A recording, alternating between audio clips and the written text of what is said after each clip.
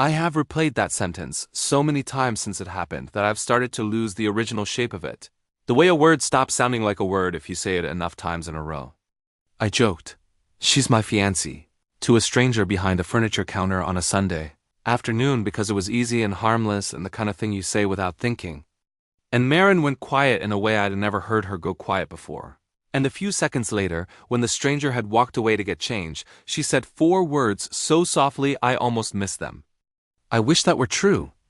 I have spent the months since that day understanding what it cost her to say that, and what it had been costing me, for longer than I want to admit, to have never said it first. Let me start at the beginning. Because there's no way to understand the weight of 4 whispered words without understanding the 6 years that came before them. My name is Theo. I'm 29 years old and I work for a small crew doing residential renovations in the city of Madison, Wisconsin. Which means my days involve a lot of drywall dust. A lot of arguing with clients about paint colors that all look identical to me. And a lot of carrying furniture up staircases that were apparently designed by people who hated the concept of furniture. It's not glamorous work, but it's honest. And I like the specific satisfaction of fixing something that's broken and seeing it finished by the end of the day, which is more than a lot of jobs can offer. Maren is my closest friend. She's 28.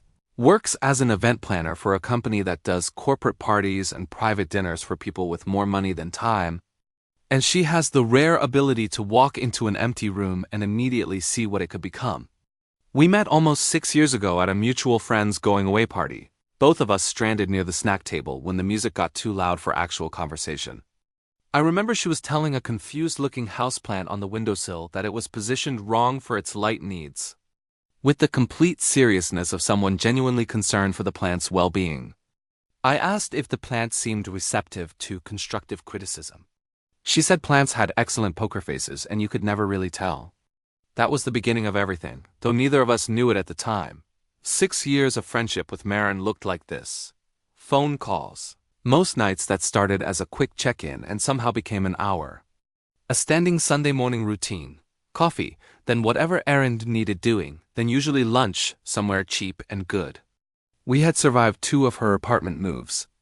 One terrible breakup on her end that I helped her get through with takeout and patience. One quieter but equally bad breakup on mine that she got me through with the same. We had survived a pandemic that turned our phone calls into video calls and somehow made us closer instead of further apart. We had survived the specific test of staying close through years where either of us could have drifted and chose, every time, not to. People who met us for the first time almost always assumed we were together. We had a standard response by now, delivered so smoothly it barely needed thought. No, I'd say smiling. Just friends. And Maren would usually add something like, if we were together, I'd have reorganized his whole apartment by now, which always got a laugh and which was, I'm fairly sure, completely true. I want to be honest about something before I go further. I had noticed things over those 6 years. Moments that arrived and passed too fast and left something behind when they went. The way she laughed at something I said sometimes in a register that was different from her regular laugh, quieter, more private, not performed for anyone watching. The way I found myself more than once composing a sentence in my head and then deciding not to say it because saying it felt like opening a door I hadn't fully decided to open. I had noticed. I had just gotten very good at not examining what I'd noticed too closely. That particular Sunday started like most of our Sundays did. Maren had signed the lease on a new apartment 2 weeks earlier, a small 3rd-floor unit in an old building near the river. White walls, big windows, scratched-up hardwood floors that needed love but had good bones underneath. The day after she got the keys, she called me with no greeting, just, I need you to come furniture shopping with me. Why, I said. You have taste and I have a truck? Exactly, she said. And you can tell when a table is about to collapse, just by looking at it. I told her I was offended she only called because she needed something. There was a small pause, then her voice softened a little. I missed you too.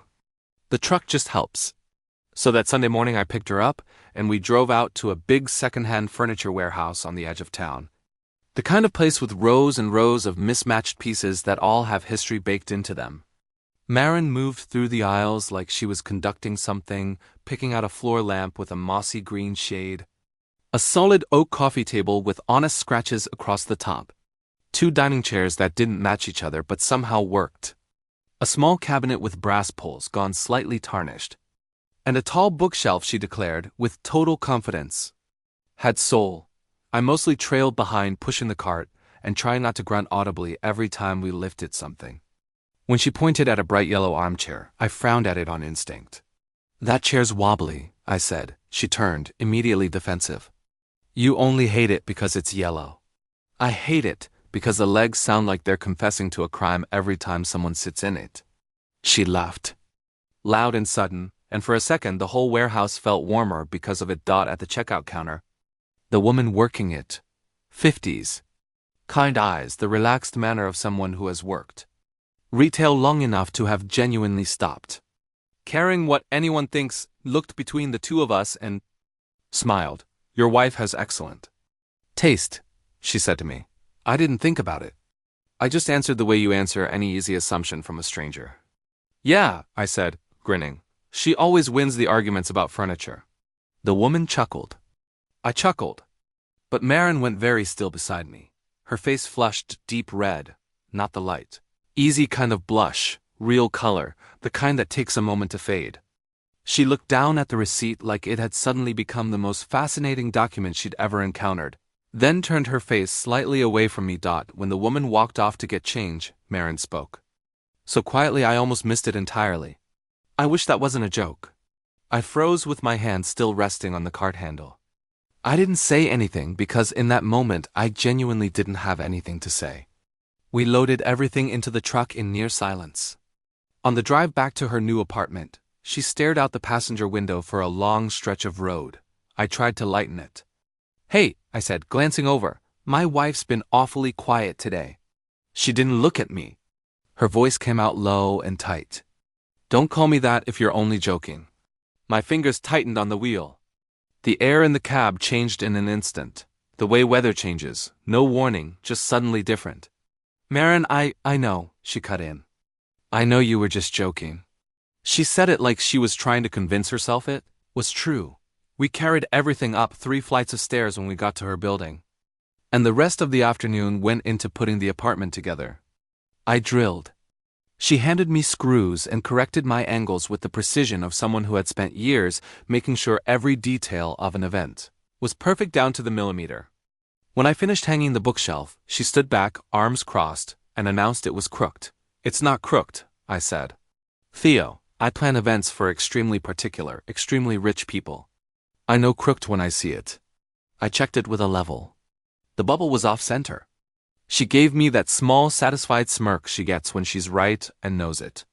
"Don't say it," I warned. She shrugged. "I didn't say anything.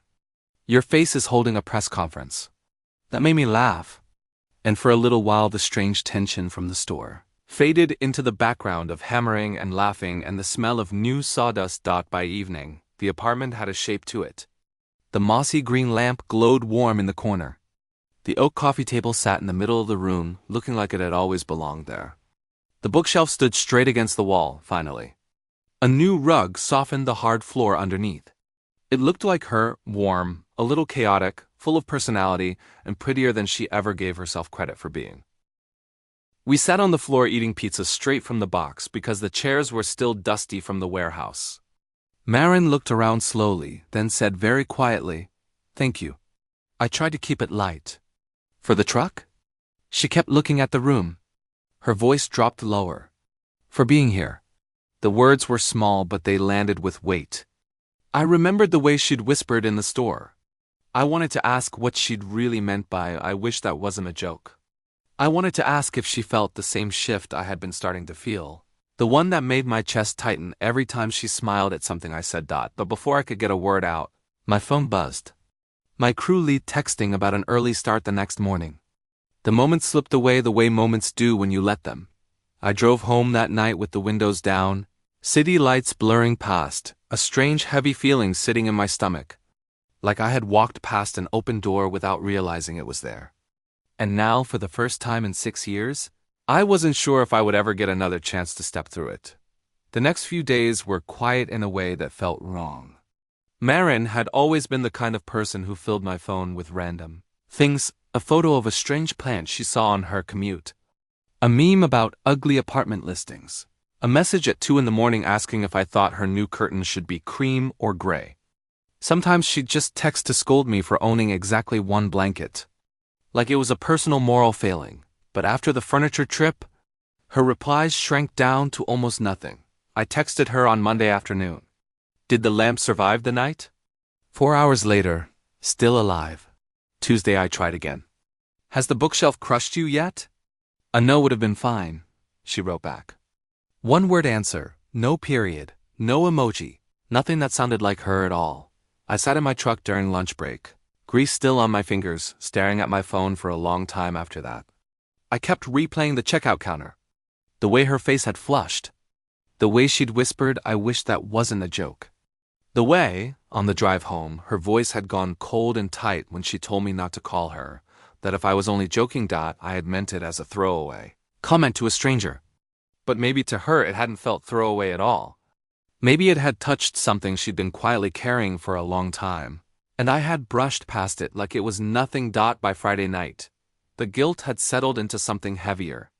I couldn't shake the feeling that I'd hurt her without even meaning to. So I did the only thing I knew how to do when words felt too risky. I showed up with food. Maren loved the creamy mushroom pasta from a tiny Italian place near the market.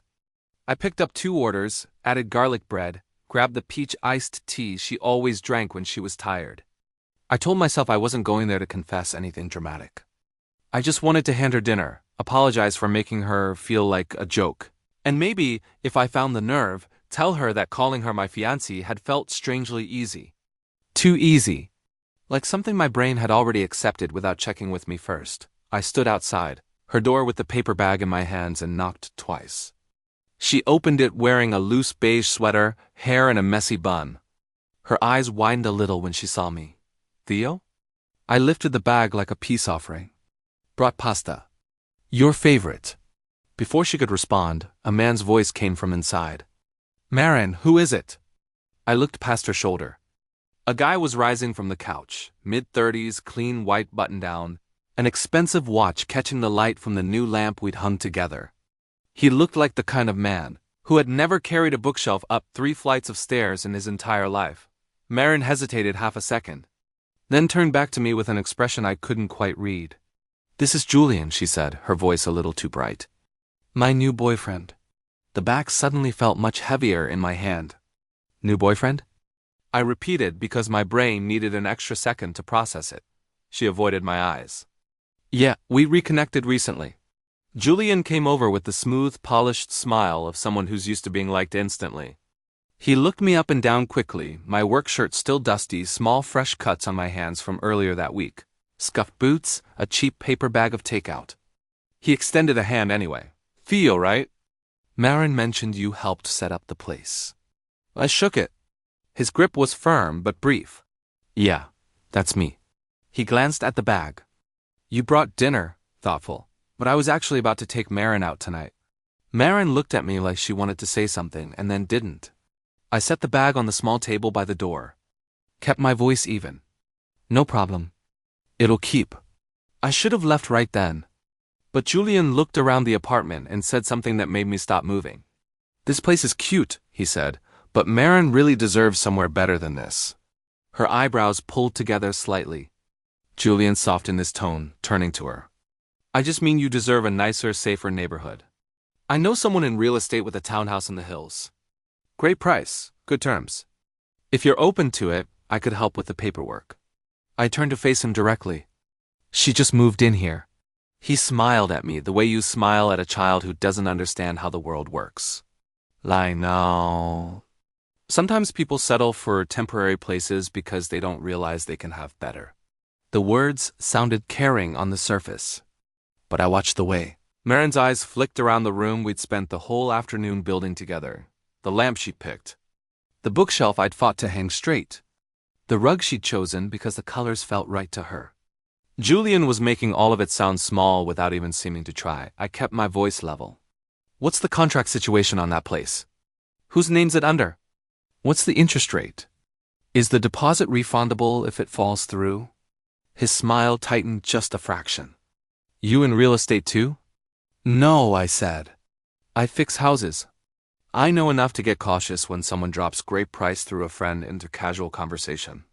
Maren's voice cut in sharp. Theo, you don't have to talk like that. I looked at her. I'm just trying to make sure you're careful. Or, she said, eyes suddenly colder than I'd ever seen them. You just don't like that I have a new boyfriend. The words landed harder than I expected. I swallowed. Maren, that's not. Julian placed a hand on her shoulder, gentle but unmistakably possessive. It's okay, he said to her, loud enough for me to hear clearly. Some friends have a hard time when things change. I stared at his hand on her shoulder. She didn't move it away. I took a step back. I just came to drop off the food. I glanced at the bag, then at her. Thank you, she said. 2 words, polite, distant, like I was a delivery driver who happened to also know her name. I turned and walked out. The door clicked shut behind me with a soft, final sound. I stood in the hallway a moment, listening. Julian's voice came through the door, low but audible. See? He acts like he has the right to decide things for you. I didn't wait around to hear her answer. I walked down to my truck and sat there with the engine off for a long time, staring at the steering wheel. For 6 years, I'd been the person she called when she needed help moving furniture or couldn't sleep. Now there was someone else in her apartment. Someone polished and confident, already trying to convince her that the home we just built together wasn't good enough, and the worst part was I had no real right to feel any of what I was feeling. I had spent 6 years calling her my friend. I had spent 6 years laughing off every assumption that we were anything more. I had made the joke about her being my fiancée, and then immediately walked it back like it meant nothing. Now she had someone who wasn't walking anything back. I tried to stay out of it. 2 days passed where I almost texted her a dozen times and didn't. She was a grown woman who could date whoever she wanted. But the image of Julian standing in her living room, casually suggesting she deserved better than the apartment we'd just finished, wouldn't leave me alone. I'd been in enough houses over the years, talked to enough agents, to know that great price through a friend, and I can help with the paperwork, often come with strings attached. Especially aimed at someone who's just moved into a new place, and is still figuring out what stability looks like. I called an old buddy named Marcus, who worked in building materials and knew half the real estate world in the city. You ever heard of a guy named Julian? I asked, skipping pleasantries. There was a pause, then a low whistle. Theo, tell me you're not thinking about doing business with that guy. My stomach dropped. Why? What do you know? He spent the next 10 minutes explaining. Julian had been running a version of the same scheme for a couple of years under different company names. He targeted women who were new to a neighborhood, recently single, or just starting over. He'd show up charming, mention an insider deal on a townhouse or condo, offer to fast-track the paperwork through a trusted financing contact, and ask for a sizable deposit to hold the unit. A lot of the properties weren't even his to sell. Some were already under contract elsewhere. Some barely existed except as old listing photos pulled from the internet. The deposit was never refunded. One woman had lost close to $18,000 before realizing what happened, and the case was stuck in small claims court because his contracts were deliberately vague, written to look like consulting fees rather than standard transactions. Marcus sent me photos of old business cards, screenshots from local real estate warning groups, and a complaint filing from the woman who'd been burned. I stared at my phone for a long time after we hung up. If I brought this to Maren directly, she'd probably think I was making it up out of jealousy. I needed something more solid, something she couldn't write off as bitterness. The next afternoon, I drove out to the address Julian had mentioned. The neighborhood matched his description exactly. Clean streets, young trees, rows of new townhouses. The unit he'd talked about had a large for sale sign from one of the city's biggest legitimate brokerages. No mention anywhere of special internal financing or his name. I called the number on the sign, pretending interest. The agent who answered, a woman named Patricia, told me the property already had 2 scheduled viewings that weekend and had never been part of any private financing program. When I dropped Julian's name casually, she went quiet for a beat. He's circling again? She asked. We met at a coffee shop near the development 20 minutes later. Patricia showed me an email from another client he'd approached the year before. Same pitch, same manufactured urgency, same request for a large good faith deposit that vanished into a shell account. She hadn't been able to press charges successfully because the paperwork was too slippery. But she'd been quietly warning other agents ever since. If I have a friend being targeted right now, I asked, would you be willing to confirm it to her in person? Patricia studied me for a moment. Has she given him money yet? Not that I know of. Then you need to move fast. That night I texted Maren. I need to talk to you about Julian. It's important. She didn't answer for almost an hour. When she did, the message was short and cold. Theo, I don't want to hear you badmouth him. I typed back, I have proof. No response after that. I drove to her apartment anyway. It was just after 9. The living room lights were on. I knocked and waited. Julian opened the door. The friendly smile he'd worn the first time vanished the second he saw my face. Theo, he said flatly. Not really a good time. I looked past him. Maren sat at the small dining table with a stack of papers in front of her. On the top page, I could see the logo of a company I didn't recognize. My pulse spiked. I stepped forward anyway. Maren. She looked up, clearly annoyed.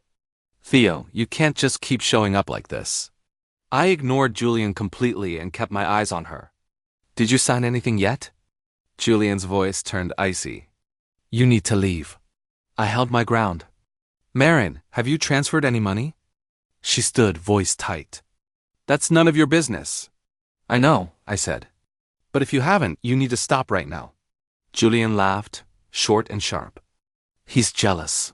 Maren, he can't stand that you're moving forward with someone who can actually help build a better life. I pulled out my phone and opened the photo of Julian's old business card. Held it up so both of them could see. Sound familiar? I swiped to the next image, the complaint filing. $18,000.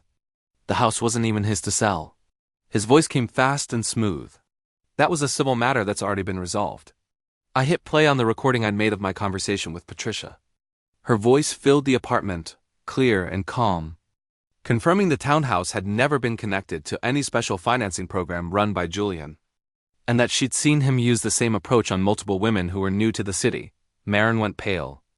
Julian turned to her immediately, hands raised like he was trying to calm a spooked animal. Maren, listen to me. Real estate has layers of paperwork.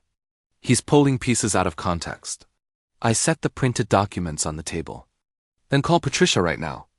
Use the number on the actual for sale sign, not the one he gave you.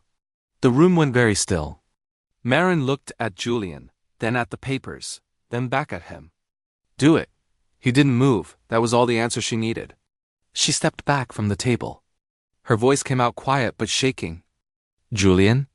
He exhaled hard through his nose, the polished mask finally cracking. He looked at her, then at me, and contempt slipped out before he could catch it. You're really going to believe some contractor over the guy actually trying to get you out of this dump? Maren stared at him like she was seeing him clearly for the first time. What did you just call him? She asked, very slowly. He realized his mistake too late. Maren, I didn't mean... Yes, she said, cutting him off. You did. She picked up the contract, tore it straight down the middle, let the pieces fall to the floor between them. Then she pointed at the door. Get out of my house. He looked at her for a long second, jaw tight, then turned to me with pure hatred in his eyes. You think you won? He muttered. I met his stare. No, I think she didn't lose. Maren opened the door and held it. He grabbed his jacket and walked out without another word. The door closed behind him with a final heavy sound. The apartment felt suddenly far too quiet. Maren stood in the middle of the living room staring at the torn paper on the floor. The mossy green lamp we'd bought together glowed in the corner like nothing had happened. I felt completely drained. She turned to me. Her eyes were red. You were right, she said. I shook my head. I wish I wasn't. She didn't cry right away. She bent down and started gathering the torn pieces of the contract. I stepped forward to help, but she looked up. Don't, she said quietly. I stopped. She collected every scrap, walked to the trash can, dropped them in. Then she leaned both hands against the edge of the dining table and let out a long, shaky breath. I almost gave him money, she said. I stayed where I was. But you didn't. She let out a small, bitter laugh that didn't reach her eyes. I almost did. Because he looked me in the face and told me I deserved better than this place. I glanced around the apartment, the lamp, the oak coffee table, the bookshelf I'd spent an hour making perfectly straight. Every single thing in the room had been chosen by her, touched by both of us. None of it felt temporary or second-rate to me. He wasn't selling you a house, I said. He was selling you the idea that your life right now isn't good enough yet. Maren kept her eyes on the table. Her voice dropped lower. And I bought it so fast. Because he hit the exact spot where you're already hurting. I said without thinking. She lifted her head and looked straight at me. Do you know where I'm hurting, Theo? I didn't answer. ICOULDN single quotes T. She pushed off the table and stepped closer. I hurt because that day at the furniture store, when you called me your fiancée, I felt happy. Stupidly, ridiculously happy. And then you turned around and made it into a joke again. Like it was the funniest thing in the world. I stood there feeling like an idiot for ever letting myself hope. Even for half a second, her eyes were shining now, but she kept going. Then Julian showed up. He said all the right things at exactly the right time. He made me feel chosen, clear, not confusing. Not like someone you call fiancé and then immediately laugh about. I swallowed hard. My throat felt tight. Maren. She shook her head. No, let me finish. I stayed silent. She looked around the room again, at everything we had built in one afternoon. Julian wasn't the first person to make me feel small about this place. I did that to myself the second you walked it back like it meant nothing. I told myself I was stupid for reading into it. And then someone else came along and told me I was right to want more. So I almost believed him. I took a breath and finally spoke. I'm sorry. She met my eyes. For what? For using a joke to touch something real, and then getting scared when you reacted like it mattered. Maren didn't move. I kept talking, because if I stopped now, I might never say any of it. That day at the store, I didn't say my fiancé because it was funny. I said it because it felt easy. Too easy. And that scared the hell out of me. So I laughed it off.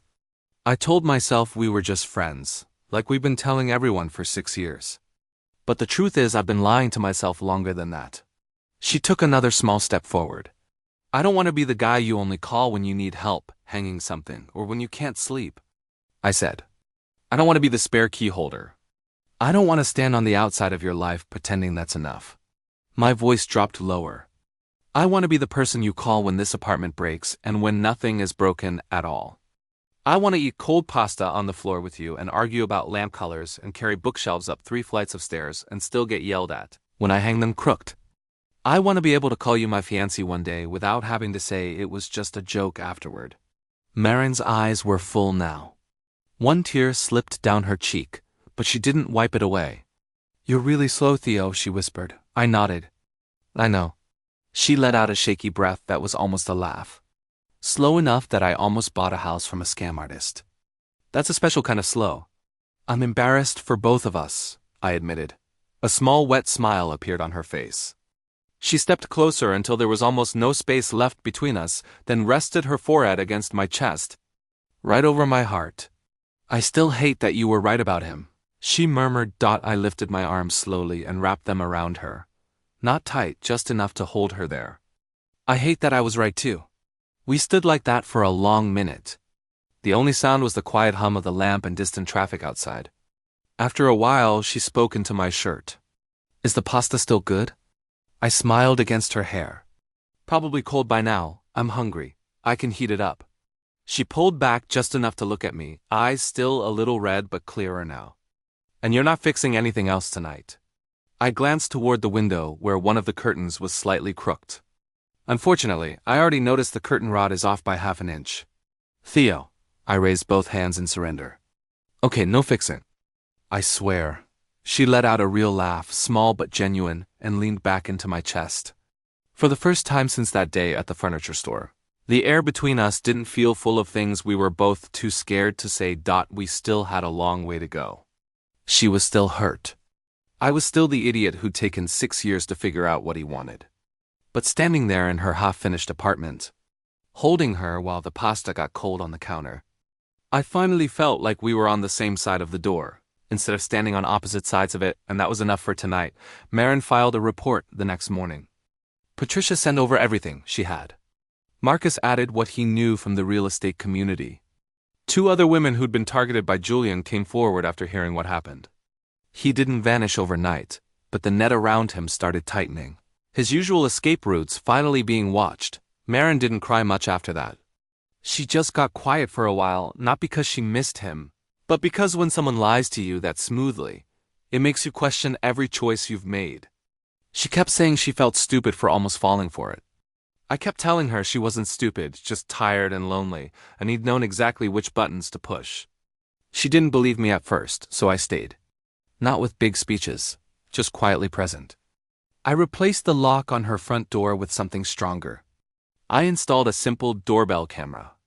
I went through her lease line by line to make sure everything was solid. On the nights she didn't feel like cooking, I brought pasta and sat on the floor with her while she picked at it. One evening, about 10 days later, she looked at me from across the coffee table and asked, "Do you think I'm stupid?" I answered without hesitation. "No." She narrowed her eyes. "You answered too fast, because it's an easy question. Why?" I leaned back against the couch. "Because I spent 6 years pretending I didn't feel anything more than friendship for you. If we're talking about stupid, I don't get to judge anyone." She stared at me for a second, then grabbed the nearest pillow and threw it directly at my face. That was the first good sign. We never had an official "we're dating now" conversation. It just started happening naturally. I stayed for dinner more often. She started keeping one of my hoodies in her closet without asking.